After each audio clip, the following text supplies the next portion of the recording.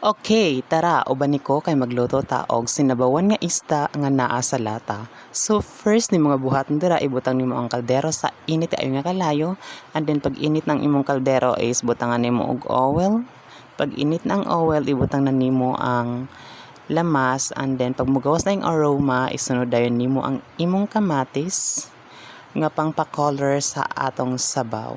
So, ukay-ukayo nang na siya kadali para maluto ang every side sa atong kamatis. Then, after that, ingana na ang iyang forma. So, medyo nalata na siya. Ibutang nimo ang imong isda nga naa sa lata. So, wala ko'y mga naunaan nga sudan. And then, na ako'y mga available lang nga gulay diri sa akong PH. So, akong nahunahanan is magsabaw na lang ko og isda nga naa sa lata. Since ulan-ulan man pud karon, and then bagay pud kayo ang sinabawan sa atong panahon. So, after that is ibutangan na nato og tubig. So, as a Filipino jud no, hugasan jud nato ang lata kay para dili masayang ang nabilin nga mga sarsa nga naa sa iyang lata. So after that, dili wala pa nagbukal, gibutang na nako ang atong gibutang na ang sayote, and then hulat na siya nga magbukal. So samtang wala pa nagbukal atong kalayo is ang kalayo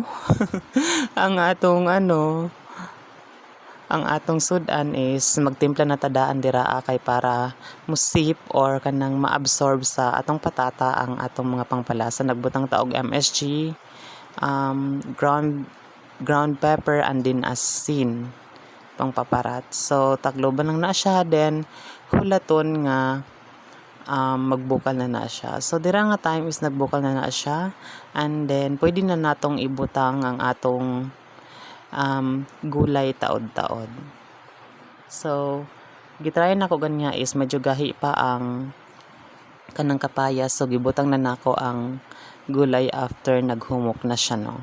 So, akong gigamit dito is Chinese petchay lang. Kay maora may available sa akong boarding house. Kay maora nang akong napalit. So, i-ano lang nato na siya, ilublob lang nato na siya kay para ma-welcook ang atong mga gulay-gulay. So, ingana na siya. Although, lang ni siya, kanang isda nga naa sa lata, but yummy na ni siya.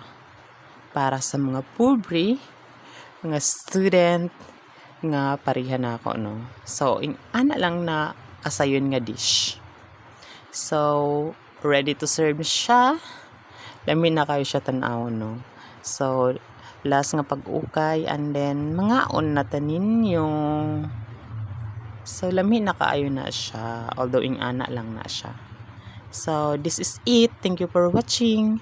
Babush!